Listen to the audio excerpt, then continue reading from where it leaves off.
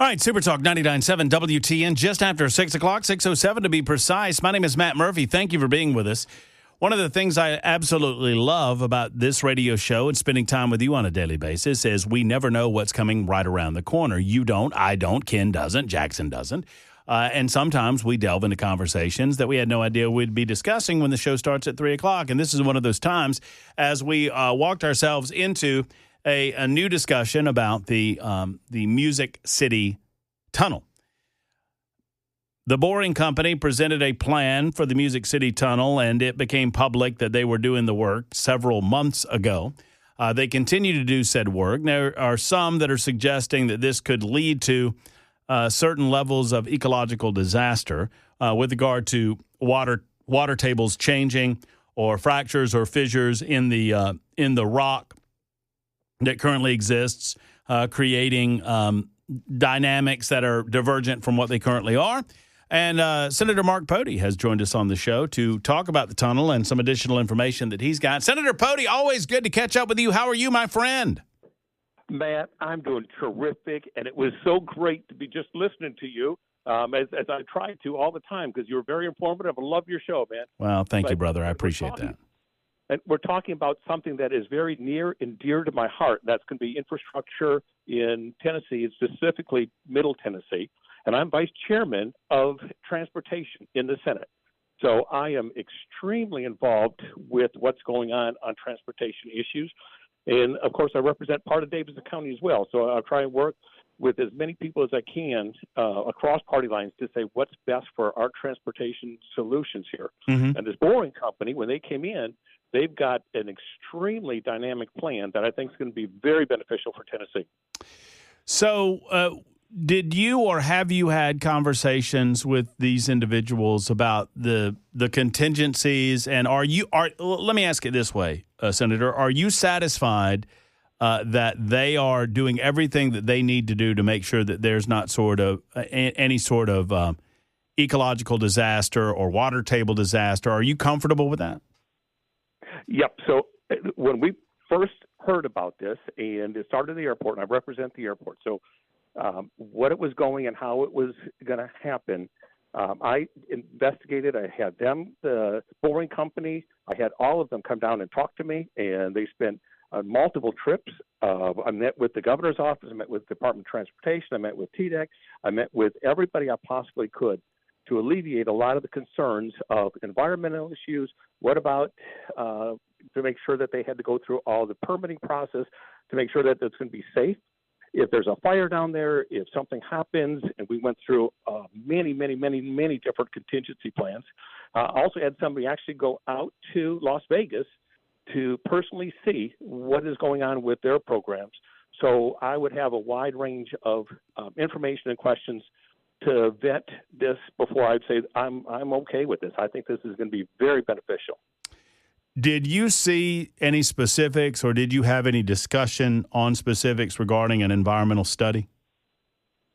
Yes. So we have had some of those discussions, and we're not saying that they don't have to prove everything. They had to go through over 41 permits to make sure everything's happening. TDOT is making them go through the same permitting process that we had if we were doing anybody else. So they're not shortcutting anything. We are trying to make sure that the time frame is going faster, so it's not going to be held up. One of the unique things, if TDOT was doing something like this, we would be talking 10 to 15 years if we were fast-tracking it. Here, they're going to be saying in less than 18 months, we can literally be driving on something like this. So we will be able to utilize this and taking cars off the roads. Do you believe that it became? I mean, I understand the concerns that people have, and we share them. We don't want to screw things up in our community. I think the last thing you want to do is to see this fail. But I think it comforts members of the community when people, trusted voices like yourself, Mark, say that you've sat down with the folks, that they've walked you through some of the environmental plan. They've walked you with. I mean, but at the same time, I think they've admitted as much as they've not tried this before either. So they're learning. I mean, I don't want to put it this way, but it's the best way that I can. Are they learning as they go to a certain degree?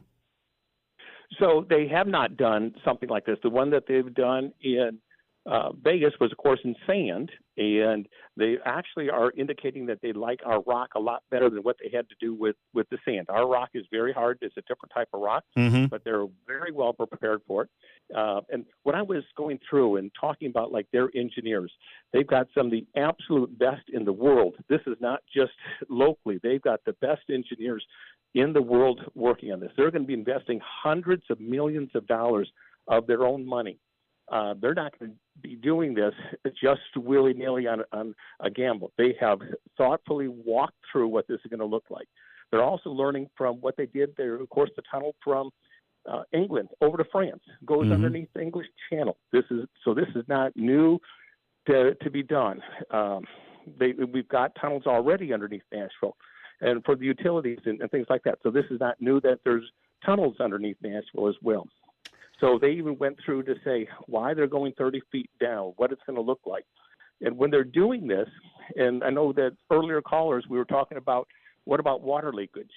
And when they're boring through, and it's going to be a 12-foot tunnel, but they're building the concrete walls tunnel as they're going through, so it's not boring and then coming back. Literally, the machine is doing it as it's drilling out the rock and crushing it, taking it out. They're putting up the concrete walls immediately, and there will be about an 1.5 to 2 inch gap between the new wall going in and the existing rock in there. And they're literally putting that with an epoxy. So they're encapsulating the entire thing to make it waterproof completely around. So it's almost like if you were to put a straw, through a glass of water, the straw is not going to leak even though there's water all the way around it. And when they're filling things like this, it shouldn't be making it where they're bringing bigger fissures in and rocks and such and current. It's just sealing what they're doing in that tunnel. So then they're going to be the ones responsible. So they're having to put up everything that if there is something going wrong, they got to fix it. They got to pay for it. It's not going to cost the Tennessee taxpayers. We're making sure that the bond's out there, so if something did go wrong, it's going to be re-put the way it needs to be. You sound, Senator, you sound pretty excited about this.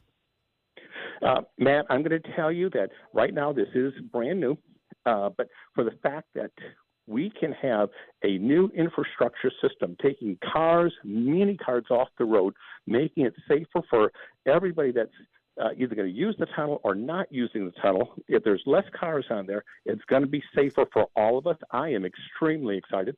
And the fact that it's not going to cost Tennessee taxpayers anything, this is almost like a wish come true that we can have it. And, I know they originally just talked about going from the airport to the convention center. I have had multiple conversations saying, what's it going to take for you to expand it? And they're not shy. They're saying this is a profit company, that if they can make sure that it's a profitable form, they want to definitely expand it. They're already talking about the West End expansion to Vanderbilt. No, we were. That's one of the reasons that we brought it up tonight. That there were new developments with regard to that cross. That cross piece from West End, Vandy, and into downtown into Lower Broadway. Well, Senator, keep us up to date with any additional information that you receive, and you know how much we appreciate you listening. You know how much we appreciate you representing the people of your district, and we appreciate you calling in today. Matt, keep up what you're doing, informing the constituents and everybody in the Middle Tennessee of what's going on. Take care. Thank you, Senator. There's Senator Mark Pody, who joined us on the conversation with his perspective on exactly what's going down. In the meantime, if you're just getting off work and just joining us, you may not have heard that Attorney General Pam Bondi and FBI Director Kash Patel announced today the arrest of a suspect in the Jan 6 pipe bomb case after it languished for years under the Biden administration. They credited a fresh look at the case with breaking the case through. Today's arrest, they said, happened because the Trump administration made it a priority. The cold case languished for years under previous administrations, or the previous administration. But under Director Patel and Deputy Director Bongino, when it got to the FBI, they took a fresh look and they discovered their alleged assailant. No new evidence was uncovered, but a fresh review of the case spearheaded by Bongino breathed new life into the case. The suspect was named as Brian Cole Jr., will be charged with the use of explosive devices, Patel said he put in danger innocent civilians and government officials, and that these were devices that could have exploded. In other words, these were not inert. They were capable of explosion. They simply did not explode. The officials noted that the investigation is still ongoing, and they've not announced a motive as of yet. In May, Bongino announced the FBI would be taking a fresh look at the unsolved mystery of the case, which included the pipe bomb. It had remained unsolved, even though that there were hours of footage and forensic analysis. And so several of you asked the question when we brought this up earlier, what about the alleged female that was involved that was uncovered about a month ago or so? That was a false lead. There were several erroneous reports that came out on the internet at several different websites that sadly led people to believe that there was some sort of Capitol Police involvement. There was not any Capitol Police involvement. It looks like this was an individual from Virginia, 30 years old now. I suppose that would make him 25 or 26 years old at the time that he committed this act, if it is demonstrated that he was actually the individual responsible for the placement of the bomb. 615-737-9986, 615-737-9986, 19 minutes after the hour. Quick time out. Back after this, your telephone calls and more on the Pete Hegseth shifting narrative with regard to the shooting of Venezuelan drug runners. That's on the way next on Super Talk 99.7 WTN. Super Talk 99.7 WTN. Yeah. Patrick writes in and says, hey, Matt, I finally got to try out Savory Spice, and oh, my goodness, the Nantucket turkey rub is amazing, and the garlic and the onion everyday seasoning is awesome. Good for you, Patrick. I tell you, y'all need to check it out if you've not checked it out. Savory Spice, located in Franklin, and big news to come regarding Savory Spice south of the city. That's news that is on the way probably mid-December, maybe end of December. I can't tell you about it now, but it's probably middle of the year, maybe the end of the year that we'll take a relook at some of that. In the meantime, I got this, and this is the world that we live in nowadays, right? So I was talking to a group of people last night. I left early for a discussion with the Beacon Center folks, the Young Professionals Society. And, hey, Jackson, this was my opening line. This is my opening joke. You ready? It's like, I would like to thank the Young Professionals Society for inviting me to speak to you tonight, for I am not young, nor am I very professional, and I appreciate the opportunity to be surrounded by said same. I don't need your pity, Jackson. I don't need your pity. I'm going to start calling you Shake and Bake. How about that? I'm fine with it. Better than truffle butter. You brought it up. Only going up from there, brother. I didn't bring it up. You brought it up. Truffle butter's pretty good. I mean, it's only like a laundry list of 14 different names that you've got so far. I know. I got most of them on a hat. What? The turkey hat. Oh, yeah, you did. Thank you to Mr. Bill in from Hendersonville. From Hendersonville. Gave you the old turkey hat. So I got this.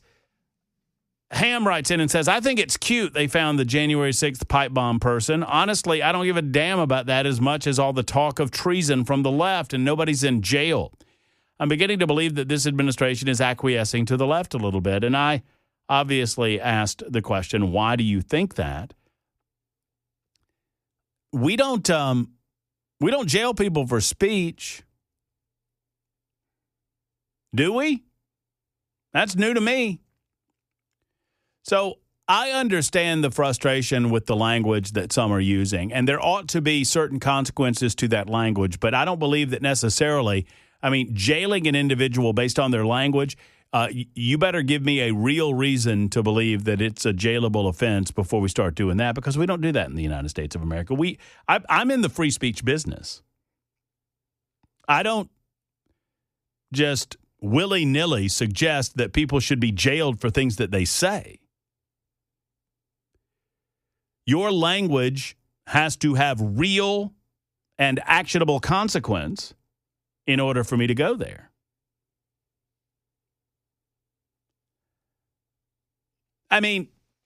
We got into this last night as well at the Young Professional Society.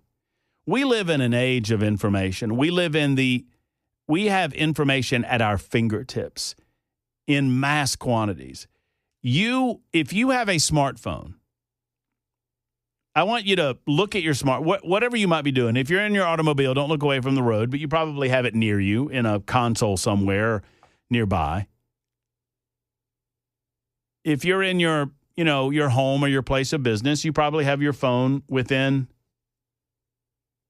arm's reach, right? Because we're all attached to them for the most part. Not everybody, and congratulations if you're not, but for the most part, I admit that I'm addicted. We have more information at our fingertips. And I believe it was Elon Musk that said this, and it's pretty fascinating that we were talking about Elon and the Boring Company a second ago, and he said that you have access to more information than every president of the United States of America up until Barack Obama. Right here on your phone at every second.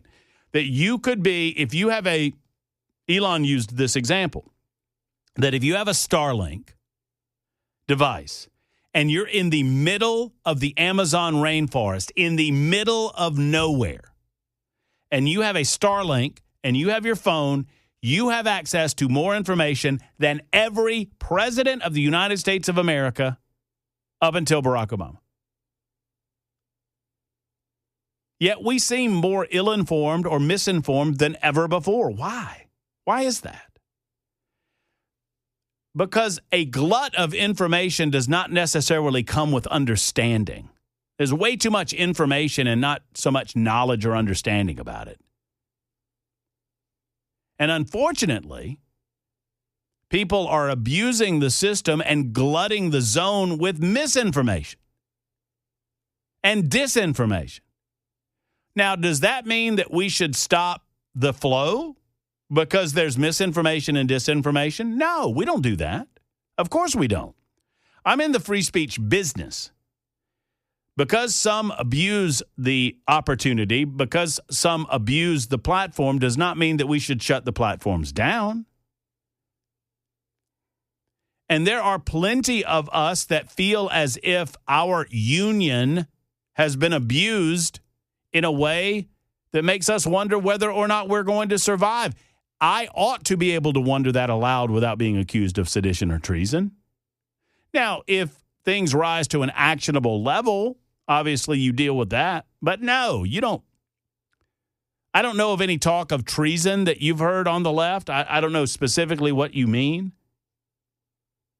But I would agree with you that the political left seems to want to give up the rest of the country for the sake of generosity around the world, or allowing illegal aliens to come into this country, or fundamentally transforming America and this grand experiment that it has been into something that we don't recognize anymore. I mean, Barack Obama said it so many years ago, that he wants to transform this country. Into what? Transform it into what? What are you talking about? Well, we know what they're talking about. We'll talk about Minnesota and the Somalians coming up next on Supertalk 99.7 WTN. All right, this is very important, and I know I promised that I would get to Somalia, but several of you are asking the question on the super text line, and I want to make sure that I'm clear on this. I'm in the free speech business. America has been founded on and has long lived under the concept that we protect those that speak, so long as they are not endangering others or inciting individuals to violence. I want to talk about the Brandenburg test for a minute. Because several of you and I was not referring to the Democrats regarding their encouragement that individuals in the United States military violate their oath. That's a different deal, okay? What I was referring to is this comment that lawmakers are encouraging, treasonous behavior or whatever. And maybe that's what the super texter was referencing. I don't know. I don't know that those lawmakers that said that, I think they've rightly been called out about it. And I believe that the answer to bad speech is more speech, largely. But when we talk about speech becoming sedition, you better keep the bar pretty high. And I know when people are saying things that you don't like, it's a lot easier to suggest that they need to be made to be quiet or jailed as a result of their comments or speech. But that bar better be real damn high, y'all. If we all said things that all the rest of us agreed on, we would not have any need for the First Amendment to begin with, right? The First Amendment values and is there for unpopular comment, unpopular speech. Even it, what if I went to the length to tell you folks that I believed, and I might be believing this more than ever before, that this experiment's not working for all of us anymore, that our divide is too great in the United States of America. And I see the chasm so great that I believe that we are dividing ourselves into two separate nations, and that there will come a time when that divide reaches enough people that we recognize the need to split. Is what I just said punishable? Should it be punishable? Well, it feels to me nowadays more than ever in my life, in my working life, doing this job, that there are people, depending on what side of the aisle you're on, that would say yes. And I say no. Of course not. Now, that leads me to what seditious speech actually is. Seditious speech, which is punishable, is speech that incites violence, rebellion, or insurrection against the government of the United States of America. And in the U.S., it is defined by several laws, which criminalizes conspiring to overthrow, put down, or oppose the U.S. government by force. And I'm reading this because I think it's very important. The First Amendment's freedom of speech protection limits sedition laws. And under Brandenburg versus Ohio, the Supreme Court created the Brandenburg test. And they said that speech is only punishable if it is specifically intended to and likely to produce imminent lawless action. So the speech must be intended to incite violence. The speech must be, in order for it to be legally punishable, it also must be determined that it is likely to produce imminent lawless action. And understand, sedition is a different deal. Seditious speech is different from criticism or dissent against the government. And the First Amendment protects vigorously the right of people to disagree and speak out against the government of the United States of America. Laws against seditious speech started with the Sedition Act of 1798 and the Sedition Act of 1918. But their enforcement is severely limited by the ability to determine what is known as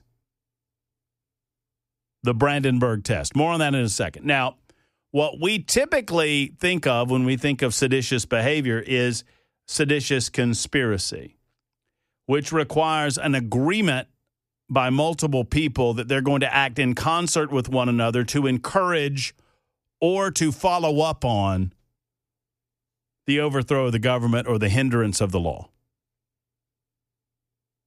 We need to be careful that we don't turn into that which we see around the rest of the world and we despise.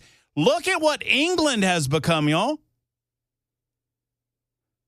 So, while a lot, and I'm not knocking anybody and their particular opinions on it, but I watched this gross video that was presented by the Democrats, and I know exactly what they were trying. What they were trying to do is encourage people to try to figure out on their own. They were trying to encourage individuals that have no business trying to discern what's legal and what's not legal from trying to do it on their own. And you could say that fulfilled the first part of the Brandenburg test, which is intended to incite lawless action, but I don't believe it fulfilled the second part, and that is that it was in imminent danger of actually doing so. The Brandenburg test, it's from Brandenburg versus Ohio. And it became, at the time that it was decided by the United States Supreme Court, the controlling standard for speech in the United States of America. And the three elements of the test are as follows: the intent to speak, the imminence of lawlessness, and the likelihood of lawlessness within the speech. So I hope that makes sense to you. That Brandenburg presented a very, very, and I was trying to find the year of it. I think it was in the 1960s, 68, 67, 68, somewhere along those lines. But it was a landmark and rightly decided opinion in my learned opinion that held that the government cannot punish inflammatory speech unless that speech is, quote, directed to inciting or producing imminent lawless action or likely to incite or produce such action. In other words, we believe in your ability to express yourself despite the fact that some might disagree with you, despite the fact that most might disagree with you. Maybe everyone else in America disagrees with you. That's what the First Amendment is all about. What you cannot do is incite those to riot or to commit other lawless acts based on the speech that you offer. If you do so, then you are punishable by the law. All right, I understand why people have a knee-jerk reaction to some of these nonsensical Democrat comments that are being made across the country with regard to our National Guard or our United States military or our Trump administration, generally speaking. And they put out this video like, I don't have to, and we know exactly what they're talking about. They're talking about the Venezuelan drug cartels and the boat strikes. And you don't have to do this, and you don't have to do that, and you don't have to do anything that's against the law. Well, who determines what is and isn't against the law? There's a way to do that. There is a way to offer complaint up the chain of command if you believe that what you are being asked to do is a criminal or lawless act. What you can't do is simply ignore your orders. If you do that, then you absolutely lose the chain of command within the military. And if you lose that law and order, then you lose your military. 47 minutes after the hour. I promised Somalis. I'll give you Somalis right after this on Super Talk. Hey, don't forget, Super Talk 99.7 WTN, we're building a field of toys. That's happening next week, the 9th day of December. And we're excited to be out there next to Nissan Stadium. It's my understanding that if you stop by with a new unwrapped toy for a youngster or a gift for a senior, that you'll get to meet not only Matt Murphy, yours truly, but you'll also get to meet young Y2J. That's Jay Willie. Action Jackson. Reaction Jackson, a.k.a. Truffle, but what do we call you today? I'll replace Truffle Butter. Shake and Bake. A.k.a. Shake and Bake. You're coming. You're going to be there. Yeah, I'm going to be there not only with you. I will be there for Dan Mandis' show in the morning. And then I will be there for the last half of Chad's show through your show. You know, I have it on good authority that Mandis was demanding your presence. Really? He's jealous. He's a little jelly. That's right. That's what I believe. By the way, Mandis out at the governor's mansion tonight. Oh yeah. Oh yeah. We didn't get to go. You know why? Because we got to work. Radio show. That's right. We've got to work. Matt, for lawmakers to encourage soldiers to break ranks and at worst to mutiny against the chain of command, at least it would break down good order and discipline. Is that not seditious? If you don't think it is, give me examples of what would be. Telling them to directly violate the chain of command. It is not impermissible for a member of the United States military to refuse an unlawful order. What they were trying to do is suggest, and they never said so, and they're being really cute with the way that they're doing this, and they're a little too cute for my taste, but they're doing so attempting to get a reaction, right? So their cuteness involves them telling members of the military, hey, this is just a reminder. If somebody tells you to do something illegal, you don't have to do it. So They're not telling you that anyone's suggesting they're doing illegal actions, although that's the inference that they want people to make. So they're being cute with their language. What I'm suggesting is we better be really sure that someone is engaged in seditious behavior before we start throwing this around. Look at what's going on in England right now. I mean, what's good for the goose would be good for the gander. And if the Democrats get power again, God forbid, whatever they do with it, if we start speaking out against it, are they going to use our language against us? In England, if you post something online that is considered inflammatory or quote-unquote hate speech, they arrest you for it. It's disgusting what they're doing in England. Disgusting. Because they have no value of freedom of speech. They have no value that you have an ability to speak out against your government forcefully. Now, I understand where the line is. I think I do. And I think they do too. And that's why they walked right up to it and they sniffed over it. They never stepped over it. And I understand why the president reacted in the way that he did. I understand why he's frustrated, because he understands the insinuation too. But they were smart enough to never say it. Because Larry, if they say it, then you're right on. If they say, we don't care what the higher-ups tell you, you are to refuse this order. Well, that's not what they did. They were being a little cute. They were being very cute, as a matter of fact. Don't fall for it.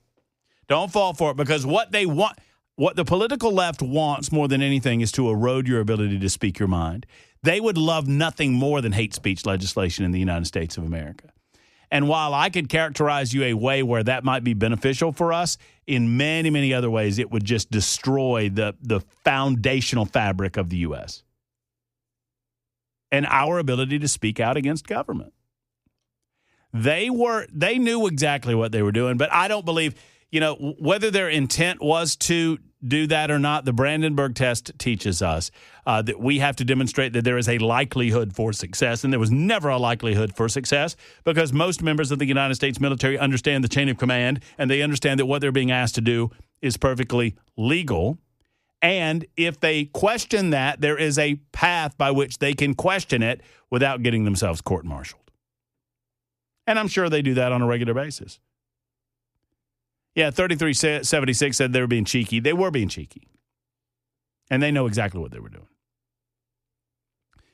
And other Larry says, hey, that's not me. Yes, Larry, there's more than one Larry. Believe it or not, we have multiple Larrys that listen to the show, multiple Larrys that chime in from time to time, and that is other Larry, not you, Larry.